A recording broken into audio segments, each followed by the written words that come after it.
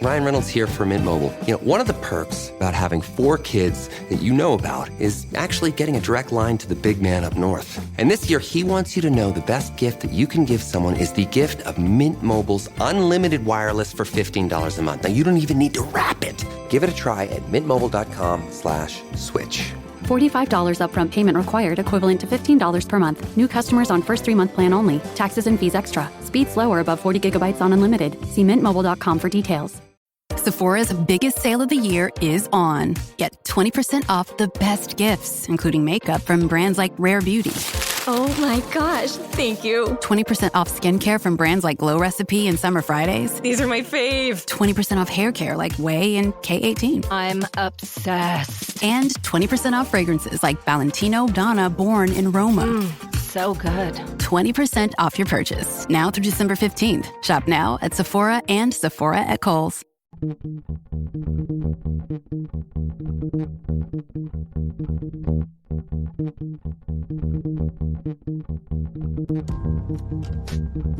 In October 2019, Arlington, Texas was chosen to be the home of a new national museum, unlike any other. The National Medal of Honor Museum will be a unique home of military history. The 100,000 square foot museum will house exhibits, archives, and artifacts relating to the 3,500 U.S. troops who have been awarded the medal, the nation's highest honor for valor in combat. The museum will have 31,000 square feet of galleries dedicated to U.S. troops who have received the award. The museum CEO, former Navy SEAL and NASA astronaut Chris Cassidy, said the museum will focus on education as much as preservation. The building will have 5 areas dedicated to Medal of Honor winners from the Army, Marine Corps, Navy, Air Force, and Coast Guard. The main gallery will be located in a central plaza under a 25,000 square foot slab of steel, which will appear to be suspended in midair. It will be supported by 5 pillars. Black Rifle Coffee is a corporate sponsor of the museum, as are the Dallas Cowboys. The museum's board also includes over a dozen major corporations and 6 Medal of Honor recipients, including David Bellavia, Patrick Brady, and Britt Slabinski. Army Staff Sergeant Bellavia was awarded the medal for clearing an entire house by himself on November 10, 2004, as a squad leader in support of Operation Phantom Fury in Fallujah, Iraq. He killed 4 enemy fighters and wounded a 5th in close quarters battle. Army Major General Brady flew and coordinated the evacuation of 51 seriously wounded men during a firefight in Vietnam in January 1968. Slabinski, a Navy SEAL chief and team leader, led a rescue team of SEALs during Operation Anaconda in Afghanistan in March 2002. Slabinski and his team flew to a mountaintop ambush site to rescue Petty Officer First Class Neil Roberts, who had fallen from the back of a helicopter. Slabinski led the team through almost constant combat against an entrenched Taliban force. Along with the board members, former presidents Jimmy Carter, Bill Clinton, George W. Bush, and Barack Obama serve as honorary directors. The museum is expected to open to the public in late 2024.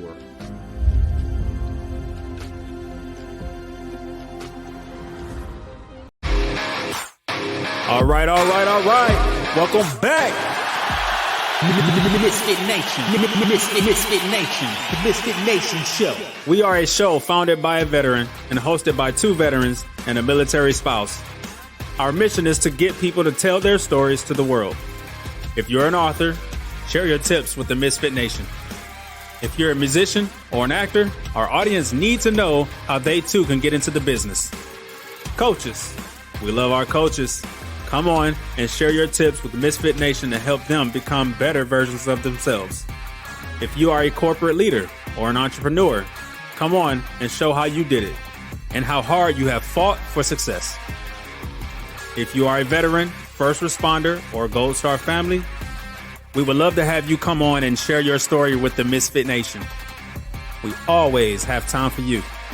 If you're feeling down, alone, or starting to see the darkness, stop. Think about those who are around you. You are not alone.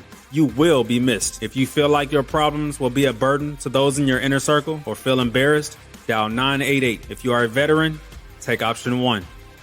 We need you to keep pushing forward. Don't make a permanent solution to a temporary problem. If you are a new listener, welcome to the Misfit Nation Show. Be sure to subscribe to our show on your favorite podcast app. Also on our YouTube channel at @the_Misfit Nation. Subscribe and click the bell to keep you up to date on our latest episodes and all of our news. You can also find us on Heroes Media Group and About Face Radio. Now, let's get to the show!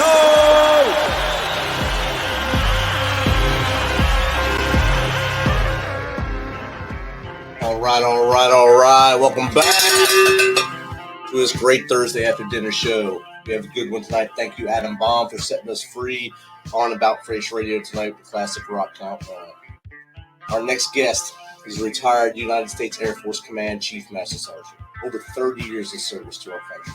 He holds a bachelor's degree in registered nursing, specializing in emergency medicine, and a master's degree in disaster and emergency management. He is a Bronze Star Combat Decorated Medic and the recipient of the Legion of Merit, our nation's sixth highest military decoration. He operated in Saudi Arabia, Somalia, South America, Iraq, Korea, Japan, and Hungary. He grew up in rural Northern California in a dairy farming family. Left home at 19 to join the Air Force and ascended through the ranks to culminate as the senior enlisted leader for all nuclear missile forces in the United States. He has vast experience leading small groups and large organizations, and has led city government activities and large organizations as an emergency manager for multiple countries through COVID and other disaster situations. He is the author of the international best-selling book, Giving Back, Life and Leadership, Armed and Combat Zone and Beyond. He is also the founder and owner of MaxFab Consulting, providing keynote leadership, organizational growth, and strategic guidance, and he is actively involved in using his journey with PTSD to help transitioning veterans and other victims of trauma to condition in a healthy manner. He's an active mentor, speaks to young leaders to aid their development and future success. He continues to give back the gifts he has collected along the way. So without further ado, let's welcome U.S. Air Force veteran, author, and leadership consultant, Dave Nordell, to the Misfit Nation. All right. It's Tuesday. You know what that means? It's time for the ToosDay Crue. They're coming at you from Jersey, and for the first time ever, they are coming from Iowa. The Misfit Nation is live from Iowa tonight with Jake on the road. Steve, take it away. Oh, good evening. I'm sorry. Welcome to Tuesday night with Jake and Steve. It's National Police Week. Let's make sure we thank our officers in blue out there protecting us daily. Jake, how are you? I'm good. Tired, but good. Well, Mr. The Nation works you too much. That's what I'm being told. How are you doing this evening? I'm all right. Good deal. I unbuttoned my shirt. I relaxed a second, and here we are. We're on the show. I was on my way out. I was going to lay down and crack a book, but hey, let's do this. Yes, let's do this. I'd like to welcome everybody this evening and out here. And if I got to say, if you are ever in Des Moines, the Hotel Fort Des Moines is quite the neat place. It's a very old building. It's a neat place to stay. So yeah, I highly recommend it.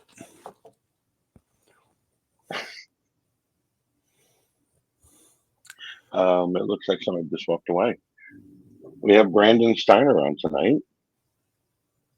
He, aside from speaking to audience, Steiner is the permanent fixture of ESPN Radio, working with, I believe, the Yankees. He's in the collectibles.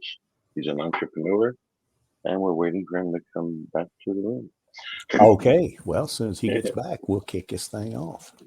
Yes, sir. What's up, Mr. Willis?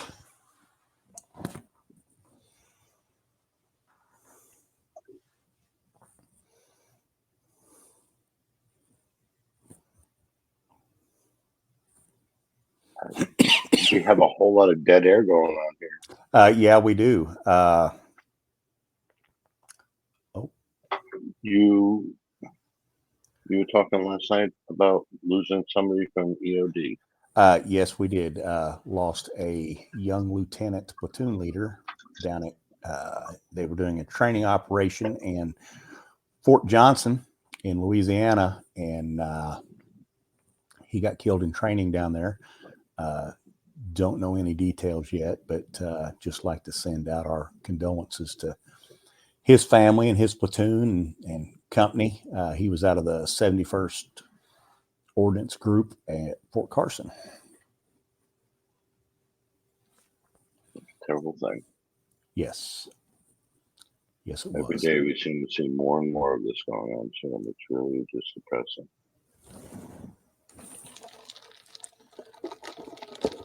Brandon's back. Let's start the show.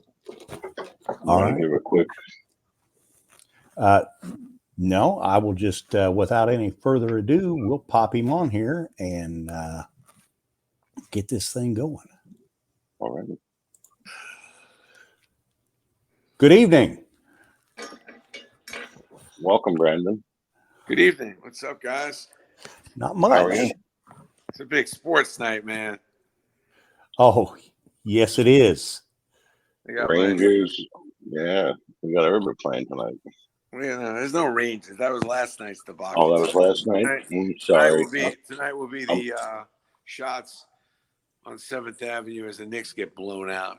It's no shot they're going to win this game. They're already down. They're already down 5, but everybody's waiting for Caitlin Clark to light it up. She's going to stink it up.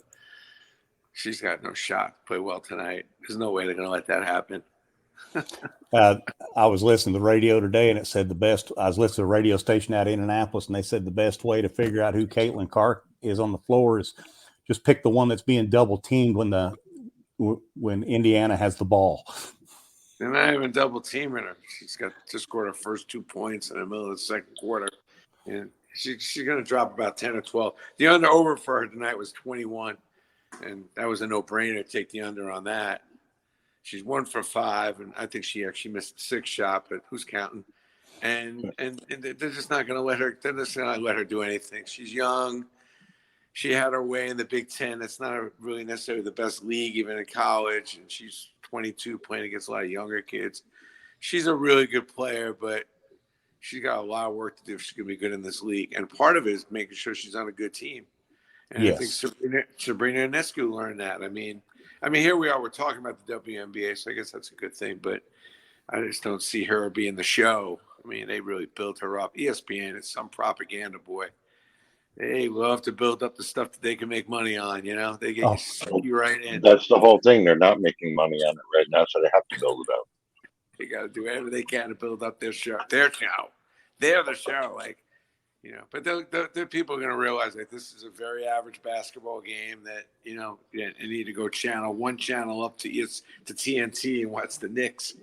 That's not going to go well for them either. But there was a good run the Knicks had. And all my friends like, you know, you're the double downer. I'm like, no, I'm not. Like, I just am not going to go and eat all the chocolate. I'll take a bite. I'll enjoy a little bit of it, but I don't have to eat the whole chocolate bar. Like, for God's sakes. I mean, this Knicks team never had the depth.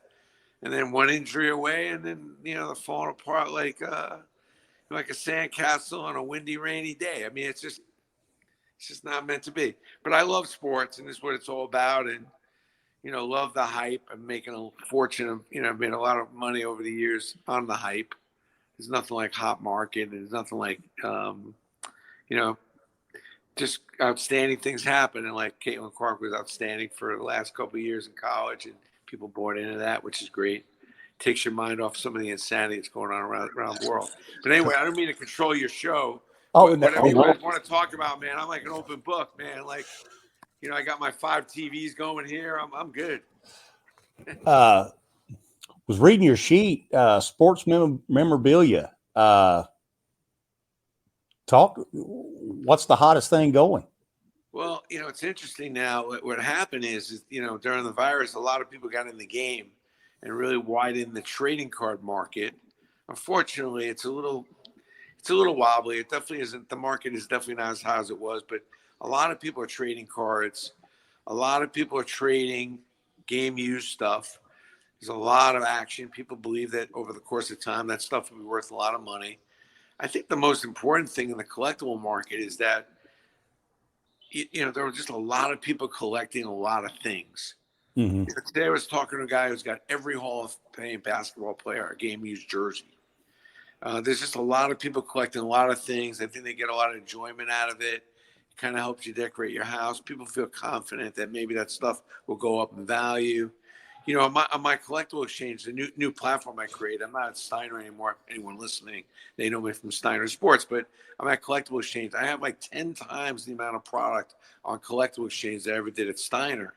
And it's an open marketplace where anybody can go on there, put stuff up, and it's blowing up because there is a lot of stuff out there.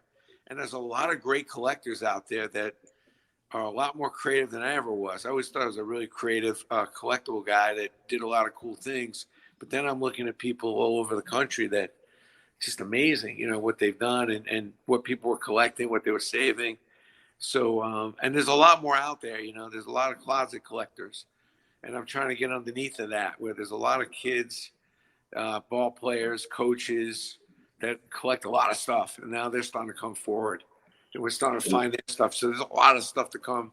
There's a lot of stuff out there if you're a collector. And the trading card business, something you got to be careful of. There's a lot of manipulation. There's a lot of over a hype. But I don't mind that with adults. I don't really care if I get ripped off. I just don't want 12-year-old little Johnny and Sue to get ripped off, And now, the other is it positive just thing sports you're doing? Collectibles? Mostly sports, but a lot of comics, trading cards, entertainment. And what I love about the business, by the way, just one more footnote, is I can't believe how many women are collecting. I mean, women are entrenched in sports, and they're knowledgeable. They're collecting. They're as fanatical as men ever were. And if you go to a game, which I often do, and you walk around a stadium or a field house, it's always like 50-50. Mm-hmm. I mean, I'm 35 years in the business, man. I remember going to games and maybe you'd see a couple of women. And now, and it's not the women are there with men either. They're there on their own with their friends. They know more stuff about sports than even men do. And it's made it really interesting to go to a game. There's a lot going on. So it's nice to have the women involved. And certainly the soccer and the basketball and the volleyball and the softball has helped because it's definitely more popular now than ever. On that note, I try to watch quite a bit of hockey and baseball, and what you said, there are a lot of women at those games. Yeah. And also now you got the women hockey. I'm interested to see how that goes. I really almost bought a WNBA team 5 years ago. I'm still kind of glad I didn't. They're you got to have a lot of money. They're still losing propositions, but they're showing some promise. The TV revenue is going up. A couple new franchises popping up, so that's cool. I mean, I'm happy. I think the women's game is worth watching and investing in, so I'm excited for that. I've been into it for a long time. It's finally nice to see it all kind of sprout up. Yeah, I'm interested to see once it kind of takes off a little bit how the salaries will go up a little bit. Because I always say, as my mother would say, you can't fall off the floor. No. These women, I mean, with the exception of a couple of women on a team, most of them are not making a whole lot of money. And you make a lot more money in Europe. And that's the thing that pisses me off. Like, the salaries in Europe are so much higher than they are here. And you got a couple of women that make 200, 225 grand. I forget the exact amount, and then you got a lot of women that are barely making 100. Yeah. And just crazy. And then they really don't have enough players because the team's only 12 teams. So a couple of players get hurt and there's all of a sudden a shortage. So a lot of the women are in Europe. Mm-hmm. But hopefully they'll straighten out the salary thing. I think it's got to get on a completely different level. I mean, I'm not saying the women should get what the men get, but they definitely need to be not getting what they're getting now. Oh, no, they shouldn't be. Yeah. They shouldn't be. What's the biggest piece of memorabilia or the most expensive you've ever had, or dealt or sold or bought or Well, what's yeah. amazing is, I mean, yeah, that's, I sold Don Larson's Perfect Game jersey with his wife a bunch of years ago. I think it sold for 800 something thousand. That was right Wow. up there. I did Bob Knight's collection. I do a lot of coaches. They come to me to sell their collections. And Bob Knight's, we sold almost $1.5 million worth of his stuff that he wasn't collecting. And I went to his house because I'm not a collector. I'm like, Bob, you got 300 red sweaters. Talking about, man. That's his trademark. It was one of my favorite projects. I mean, I've done so many things like taking down Yankee Stadium. I mean, that was like a $35 million project. But there was nothing like Bob Knight's collection. That was crazy. And loved it, loved him, miss him, rest in peace. But it's been fun when I get underneath the hood with a particular celebrity and we unravel their collection. That's a lot of fun. There's a lot of stories, and it's amazing how some of them, they don't claim that they're collectors, but they surely do save a lot. Yes, they do. You mentioned Mr. Knight, and when he left Indiana, that's when I quit watching IU basketball. Yeah, I hear you. You weren't alone, man. I mean, he was a legend and very misunderstood. I mean, you very rarely in my time knowing him did we run into a teammate or kid he coached who had a bad word to say about him. But he always had that rough around the edges, from the optics. But I learned a lot about basketball from Bob. I mean, he was just incredible. He was a library of knowledge. He's a really bright guy about a whole bunch of subjects. And it's a shame that it kind of ended a little bit of a negative note because his career was really unbelievable. His winning, what he meant for college basketball, and also his approach. I mean, he came up with a lot of schemes and things that carry forward to even in today's game. So I think college, well, while we're on a little bit of a rant, I mean, how messed up is college sports? Oh, my God. Oh. I mean, what a shit show. You want to say shit on this? What a shit You show. can say whatever you want. Yeah. It's the nicest way I can put it. I mean, what a bummer. Like, do we have to destroy everything? It's like, the straws. I mean, can we just stop using straws and some of the plastic? But it's like the college sports. Could we just left that alone? Giving everybody's kids a stipend. Now, by the way, every kid in Division I almost has to get paid. They all get something. Yes. And there's so much pressure. So you're just sliding over the money from the alums and sliding it over to the sports teams. And the kids deserve it. I mean, they've been making these schools a ton of money. The schools, we give these kids tuition and please. These are multi-$100 million operations, these Division I schools. And to have not paid these kids anything is crazy. I live with a Division I football player back in early 80s. And the kid didn't have money for pizza. Yeah. I mean, really, yeah. So now the table's going to turn because everything in life evens out.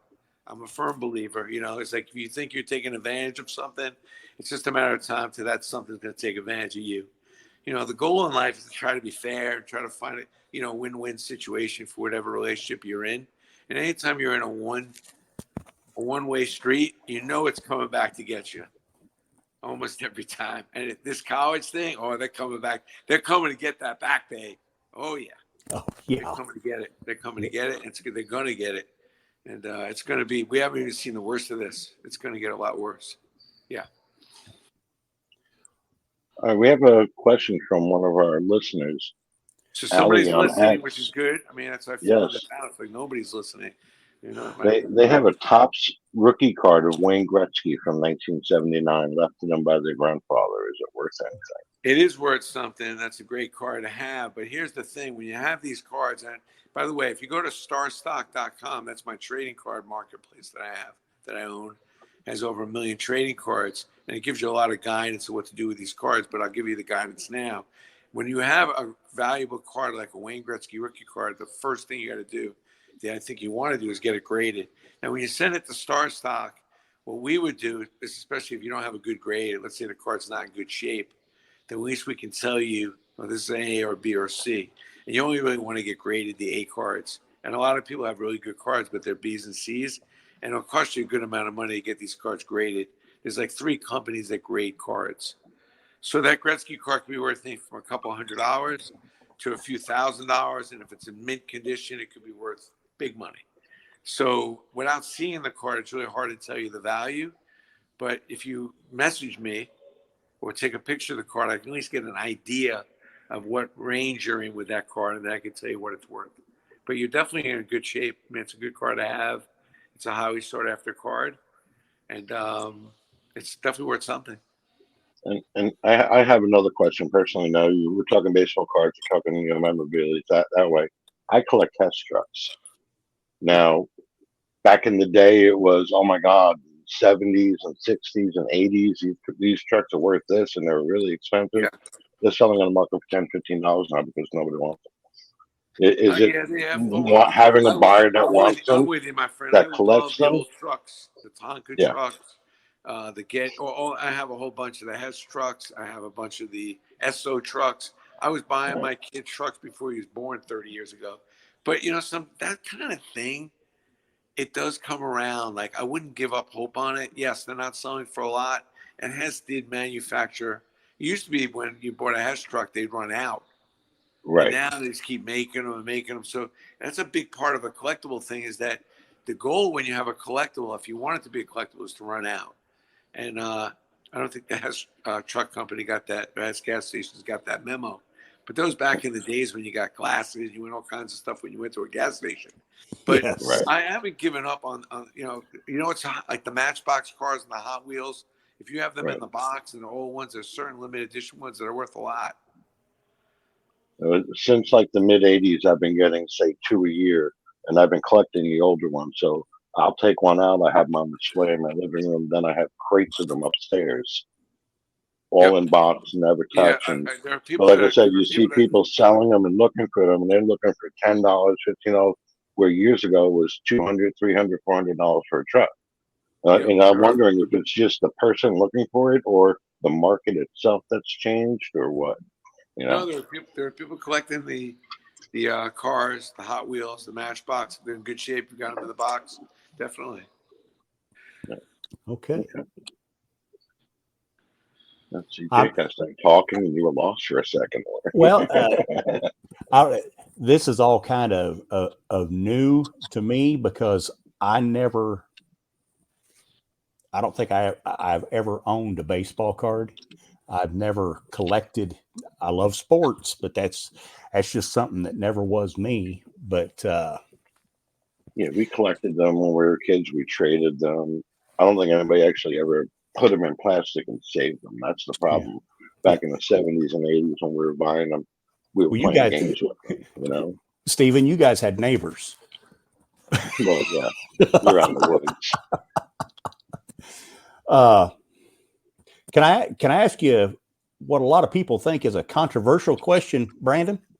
Sure, you can ask me anything. Pete Rose in the Hall of Fame.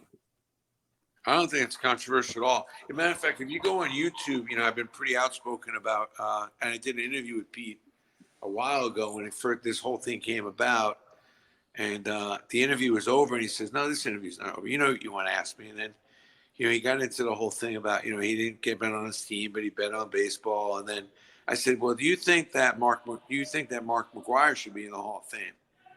He says, "Well, it depends on if he was cheating or not." I said, "Well, let's say he was cheating." He goes, "Well, he shouldn't get in." And I said, "Well, why should you get in?" And that was the end of the interview. But I think you should get in at this point. I'm a big Pete Rose fan, especially now with the gambling and everything that's going on. Even though you're not allowed to gamble, we're in for. We can get into the salty end of this interview quickly. There's going to be a lot of problems with the gambling. I'm very anti-gambling and all this pushing the gambling in your face on every broadcast you get. We're turning these kids into gambleholics. We're going to have more kids that are gambleholics than alcoholics and drug addicts. But back to the Pete Rose thing, Pete was one of the biggest winners in baseball history as a manager, as a player. I think when he actually played, he played the game incredibly well and was one of the greats, one of the GOATs. It wasn't smart of what he did. He wasn't necessarily the cleanest and most prestigious person as an off-the-field person. And then gambling on the sport was against the rules. But something? He's paid the price. Yes. I hate the fact that they're going to put him in when he dies. Like, I think he should go in. He's been punished. I think that everyone deserves mercy. on some level. Why not him?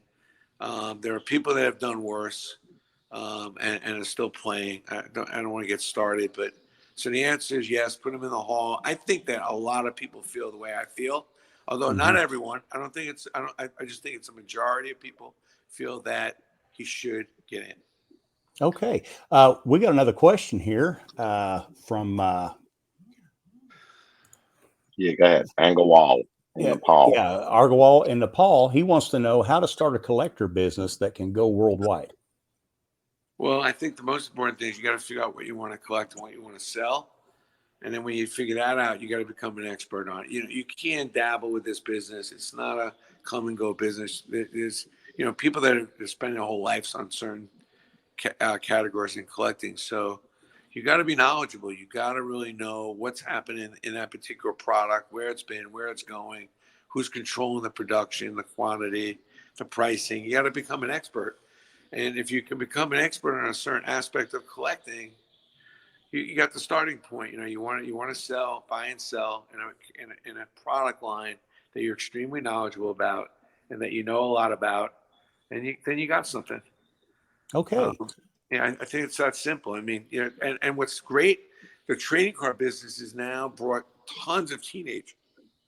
So many kids now are in the business, and I love it because they're learning how to make $1. They're learning how to use the internet. They're learning how to use commerce. I mean, the business is a little sideways, but so be it. It's nothing like teaching a 14, 15-year-old kid how to make $1. So I love that aspect. Yeah, absolutely. All right. Hey, I'm going to take a quick second and tell my grandson Jackson hello. He popped on here. Hello. Hello, Jackson.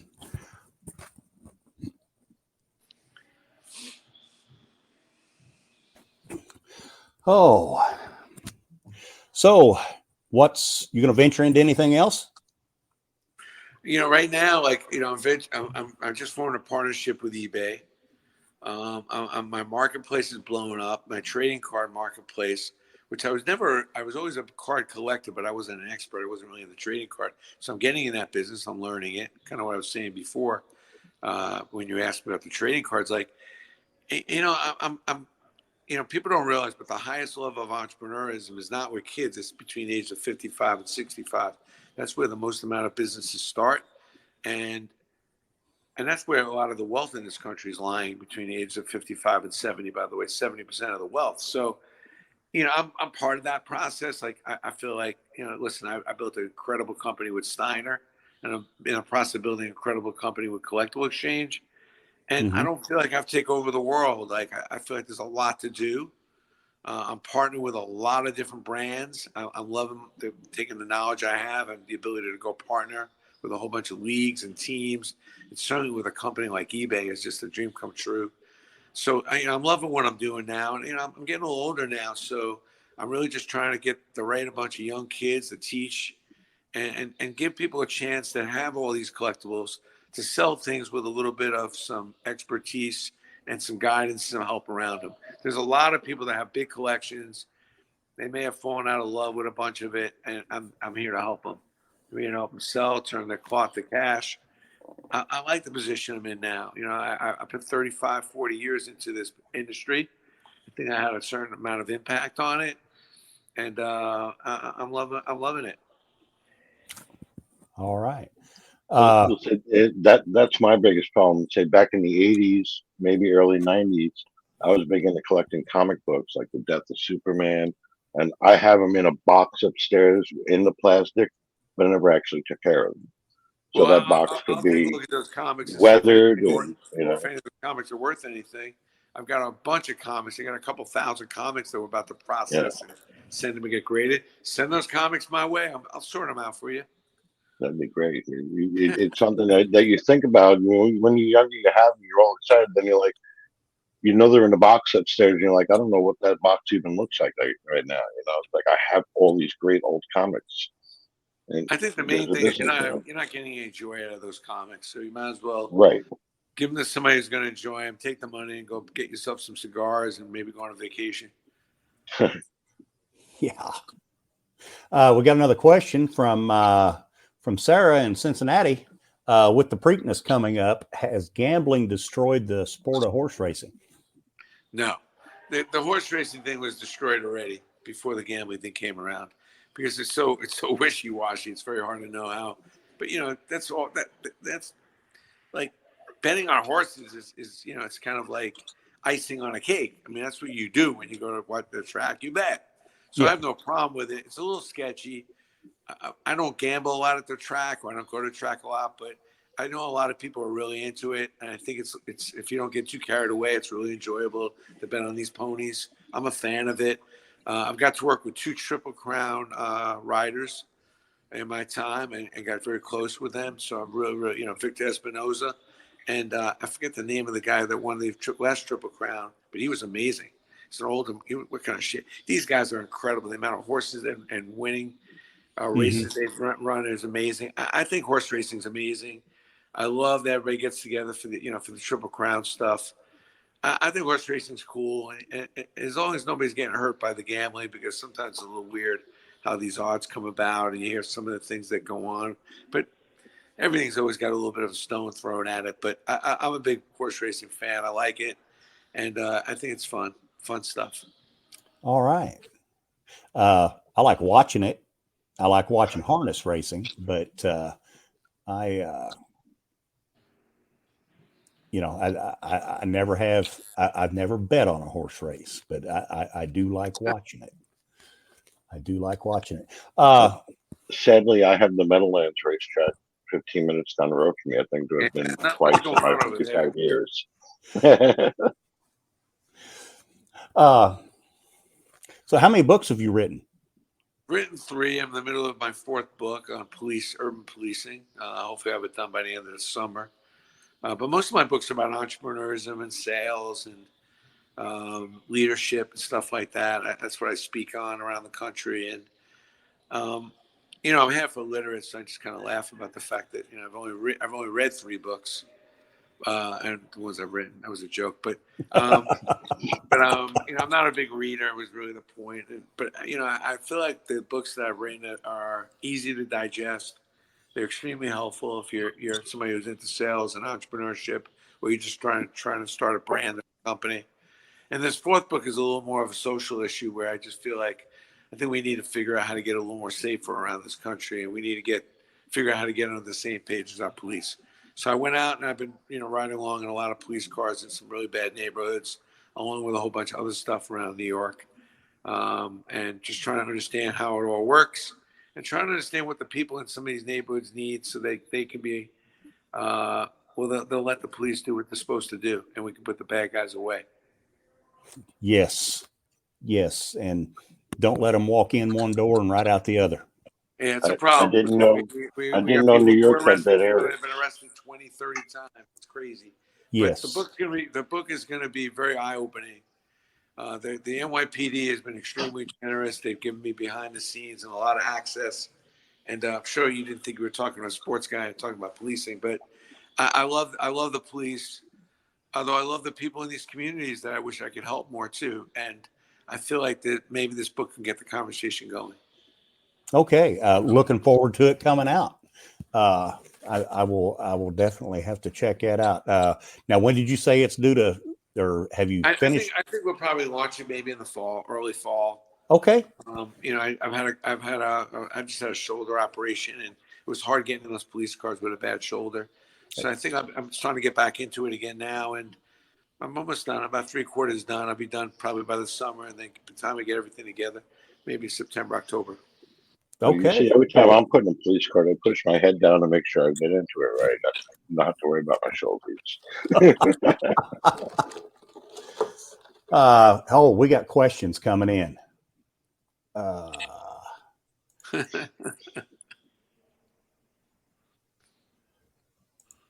We got from Cheryl.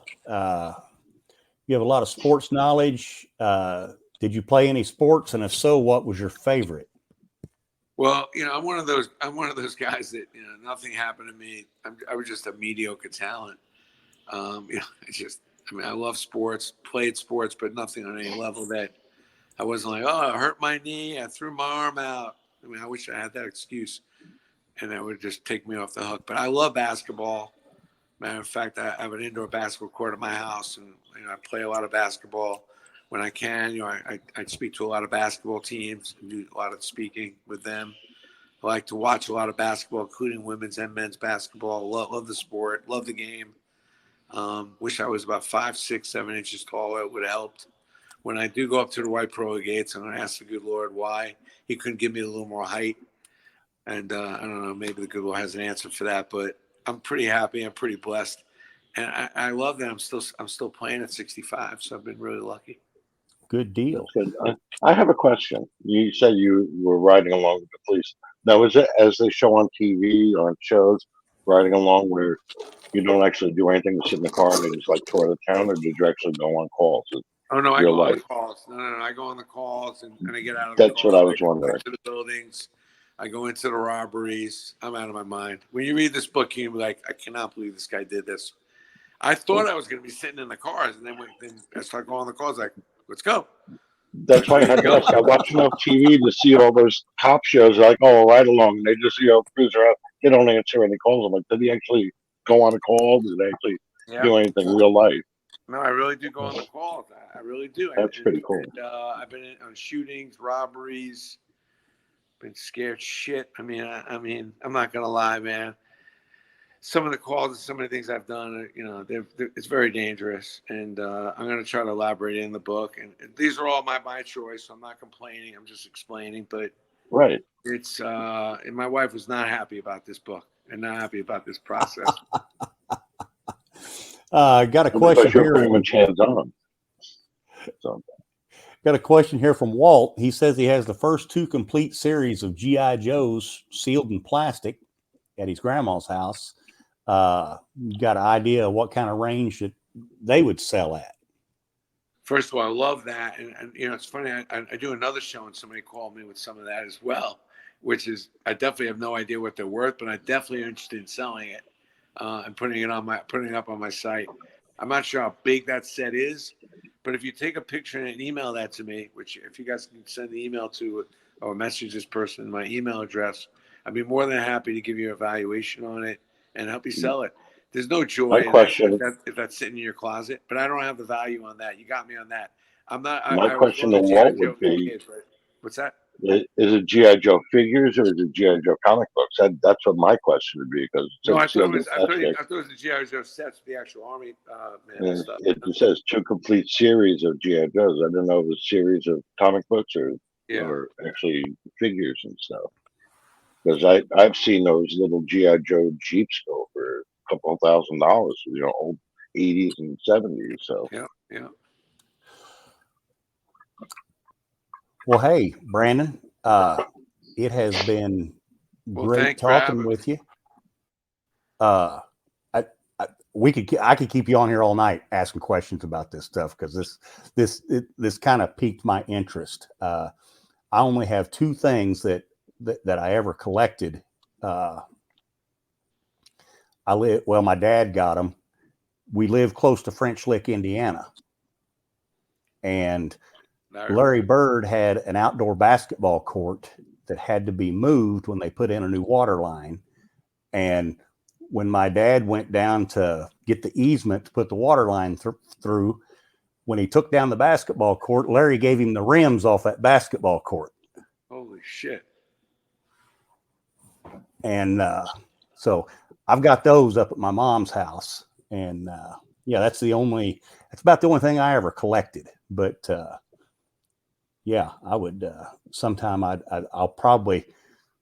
might take a picture of them and send them to you or whatever and see what we could get out of that.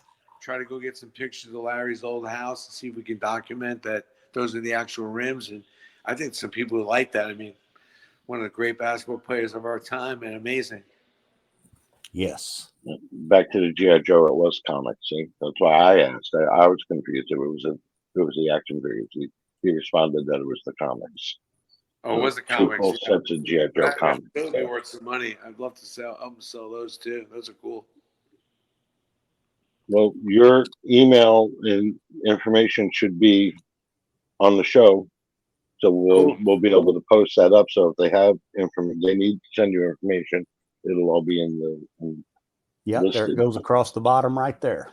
There you go. All right. Look forward to hearing from all of you out there. Thanks for having me on the show. I appreciate it, and keep it going. And hopefully we'll do a What's It Worth segment. We'll pre-promote it, and people can just come on with what they got. Hey, I'd like to talk to you again when your next book comes out. You're really fun to talk to. Absolutely. Yeah. I'm really excited about that book coming out, and you stay safe out there. And I know you're doing it already, but thank those officers from us. Thank you. I will do that. And it's hard to convince them because the optics, the brand, people are a little down on police.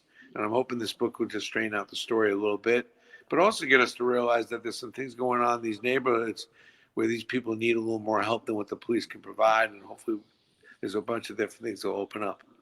And what they also need to realize is not that it's only the police, it's the government saying, oh, well, you can't do this, or well, you can't do that, when they're trying to be out there and help everybody.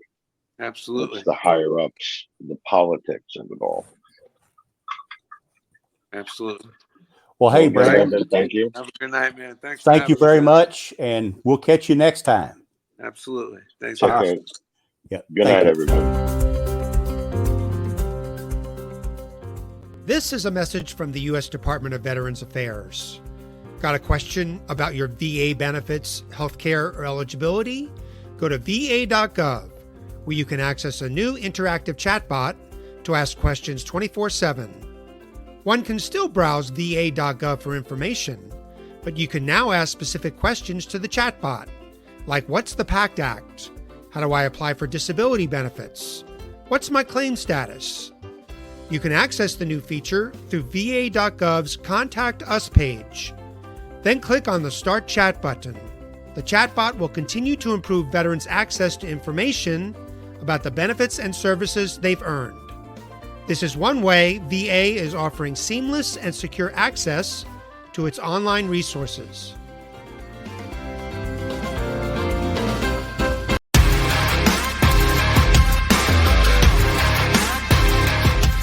Thanks for checking us out and being a part of the Misfit Nation show. Don't forget to visit our website at themisfitnation.com. That's themisfitnation.com. Check out all our past episodes and get some of the great Misfit Nation gear for you and your family. As always, be humble, stay hungry, and keep hustling because we are Misfit Nation. Misfit Nation.